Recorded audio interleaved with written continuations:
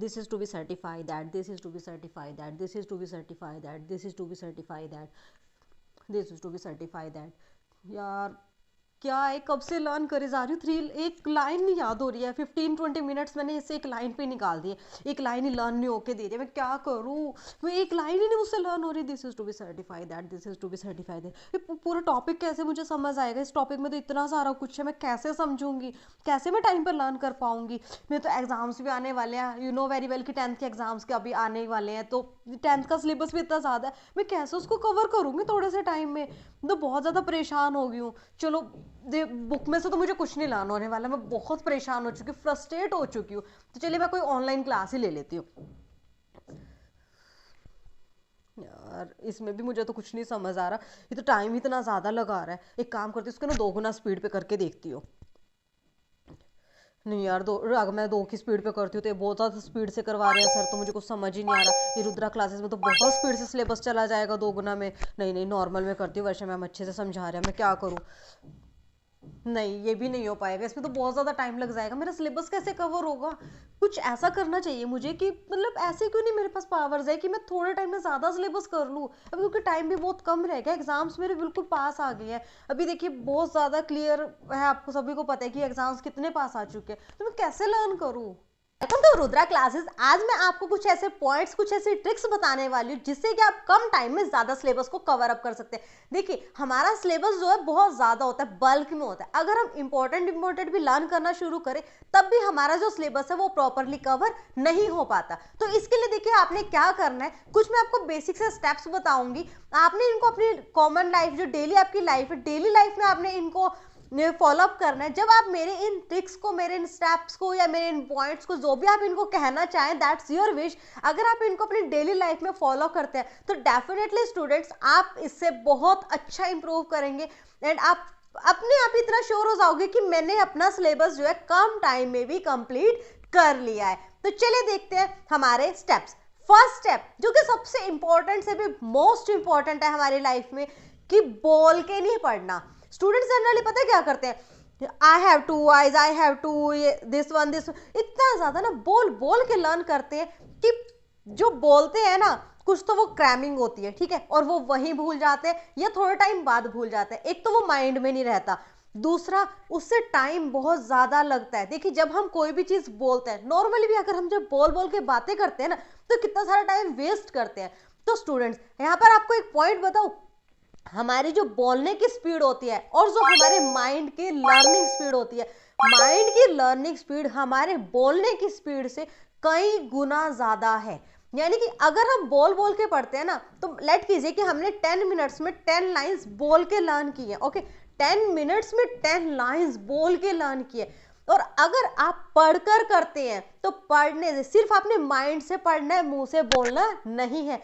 तो स्टूडेंट्स आप उस 10 मिनट्स के अंदर ज्यादा भी नहीं तो 50 लाइंस जरूर लर्न कर लोगे। देखिए अब भी आप बोलकर कर रहे थे सिर्फ 10 लाइंस, और जब आपने अपने माइंड से रीडिंग की then you have to learn 50 lines, तो आप 50 लाइंस लर्न कर पाए।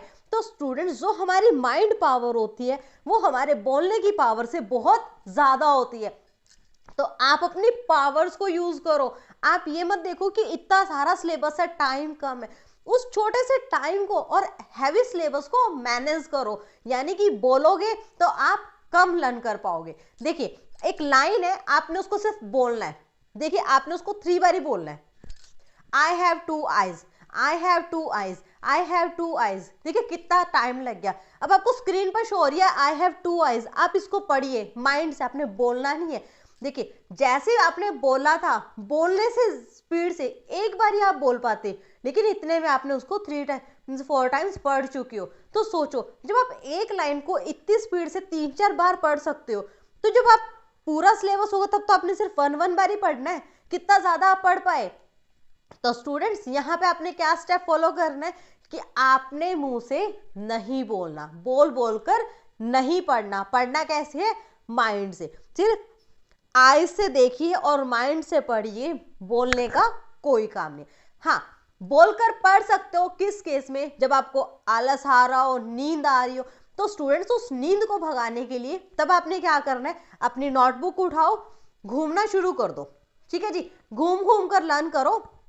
जोर जोर से चिल्ला चिल्ला के बोलो, चिल्ला चिल्ला के लर्न करो। उससे क्या होगा कि आपके जो मसल्स हैं उनकी एक्सरसाइज हो जाएगी, आपकी बॉडी की एक्सरसाइज हो जाएगी जब आप मूव करेंगे, और सबसे मेन आपकी जो नींद है ना वो भाग जाएगी, क्योंकि शोर में कभी नींद नहीं आती, ठीक है ना। तो जब शोर होगा ना तो वो नींद भाग जाएगी, और जब नींद भाग जाएगी तो ऑब्वियस ही बात है आप दोबारा पढ़ने के लिए रेडी हो जाओगे, फ्रेश फील करोगे। और सबसे मेन इस पॉइंट को फॉलो करते हुए आपने एक चीज का ध्यान रखना है कि बेड पर लेटकर पढ़ाई नहीं करनी।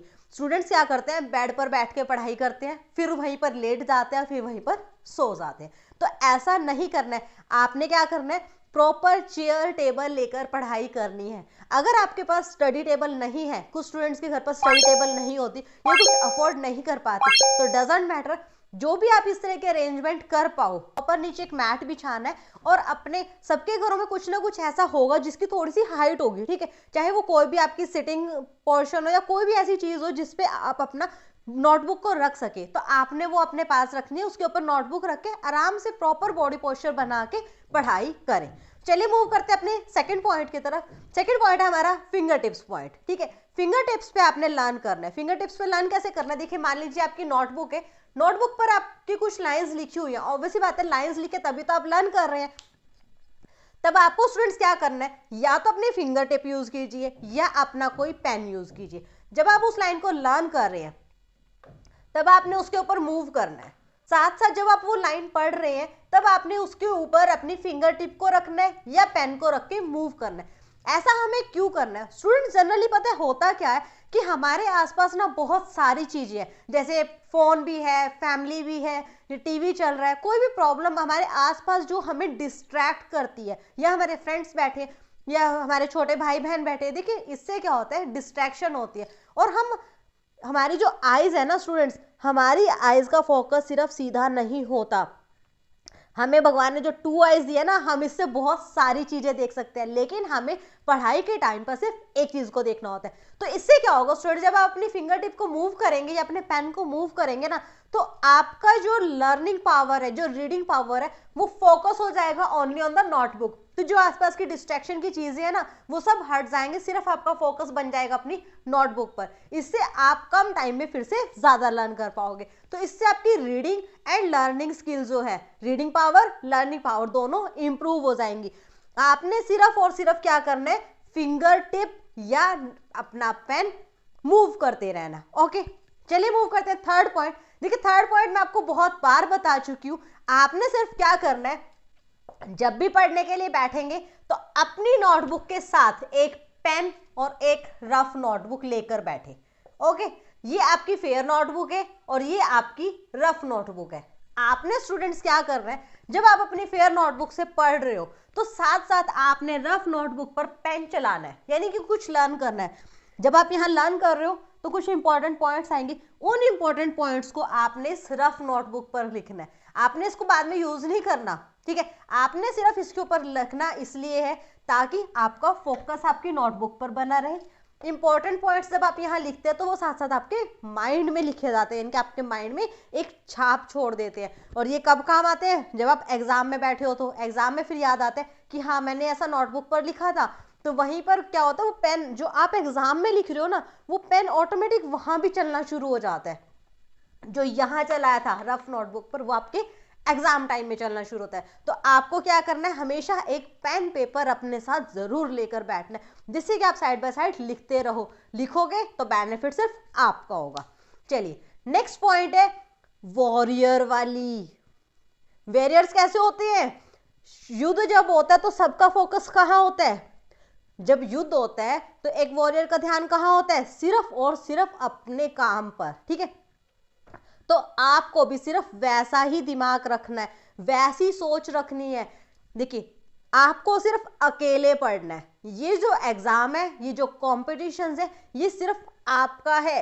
आपको मैटर नहीं करता कि दूसरे के एग्जाम में कितने मार्क्स आए, नो, आपके अपने कितने मार्क्स हैं, दिस मैटर्स। ओके, यही मैटर करता है ना। तो एग्जाम आपका है, वॉरियर वाला माइंड आपको रखना है। आपको नहीं देखना कि दूसरा कैसे पढ़ रहा है, आपने अकेले पढ़ना है। अकेले पढ़ोगे तो आपका सारा फोकस आपकी नोटबुक पर रहेगा और आप कम टाइम पर ज्यादा पढ़ पाओगे। इससे क्या होगा, आपकी रीडिंग लर्निंग स्किल्स बढ़ जाएंगी। रीडिंग लर्निंग स्किल्स ही तो बढ़ानी है, कम टाइम में ज्यादा पढ़ना। अब आप अगर 1 घंटे के अंदर, 2 घंटे के अंदर सिर्फ 10 पेजेस लर्न कर पा रहे हो, लेट कीजिए 1 आवर के अंदर आपने सिर्फ 10 पेजेस लर्न किए, अगर आपका रीडिंग और लर्निंग फोकस बढ़ जाए तो आप उस 1 आवर के अंदर ना 50 पेजेस लर्न कर लोगे। ये 7 डे चैलेंज देती हो आपको। आप आज से नियम बना लो कि मैंने 7 डे चैलेंज मैम का एक्सेप्ट करना है। अगर आपने मेरा ये एक्सेप्ट कर लिया ना, तो आप अपने आप देखोगे 7 डे बाद आपके अंदर कितनी इंप्रूवमेंट आ जाएगी। लेकिन कहने से कुछ नहीं होता, कहने से नहीं होता कि मैंने 7 डे एक्सेप्ट कर लिया। आपने क्या करना है, 7 डे चैलेंज एक्सेप्टेड आपने कमेंट करके जाना है आज वीडियो पे। अगर आप कोई चीज कहीं लिख देते हो तो मीन्स आप वो जरूर करते हो, ये आपका एक माइंड सेट बन जाता है कि मैंने वो जरूर करना है। तो आप आज ये कमेंट में लिख कर जाएंगे कि 7 डे चैलेंज मैम मैं एक्सेप्ट कर रहा हूं या कर रही हूं। जब आपका वॉरियर वाला माइंडसेट हो जाएगा ना, तब आपने अकेले पढ़ना है। अकेले पढ़ते हो ना, देखो जो वॉरियर होते हैं वो क्या किसी और को साथ कहते हैं, आजा आजा भाई तू भी आजा, बहन तू भी आजा, चल चलते हैं। नहीं, वो अकेले चलते हैं और जीत कर ही वापस आते हैं। तो आपका भी ये भी एक आपके लिए युद्ध है, ठीक है। जो आपका एग्जाम है वो आपके लिए भी एक युद्ध, एक चैलेंज है। आपने उस चैलेंज को क्रॉस करना है, विन करके दिखाना है। तो आपने विनिंग के लिए क्या करना है, यहाँ पर अकेले पढ़ना है। देखिए पढ़ाई हमेशा अकेले होती है, ग्रुप में जो करते हो दैट इज रिवीजन। ग्रुप के साथ आप रिवीजन कर सकते हो, अपने फ्रेंड्स के साथ रिवीजन करो, लेकिन पढ़ो अकेले। जब आप अकेले पढ़ते हो ज्यादा पढ़ पाते हो, फोकस बनाकर पढ़ते हो, रीडिंग स्किल्स आपकी इंप्रूव होती है, लर्निंग स्किल्स इंप्रूव होती है और आपका सिलेबस अच्छे से कवर अप हो जाता है। और जो भी आप लर्न करते हो ना, वो आपके माइंड में रहता है, आप उसको भूलते नहीं हो। अदरवाइज क्या होता है, आपने आज लर्न किया, कल साफ, आपने साफ नहीं करना है। आपको तो वो आगे फ्यूचर तक लेके जाना है, क्योंकि एग्जाम कोई सुबह तो है नहीं, एग्जाम में अभी भी 2 मंथ्स है। तो आपने उन 2 मंथ्स तक तो अपने सिलेबस को लर्न रखना है। वो कैसे, लर्निंग स्किल्स को अपनी इंप्रूव करके। चलिए अब आते हैं हम अपने लास्ट पॉइंट की तरफ। देखिए लास्ट कभी भी लीस्ट नहीं होता, ओके, लास्ट कभी भी लीस्ट नहीं होता, इसलिए आप अपने आप को भी कभी लास्ट पे मत सोचो। लास्ट कभी भी लिस्ट नहीं होता, अपने आप को कभी भी लिस्ट मत सोचो। You are a higher one, आप सबसे ऊपर हो, ओके।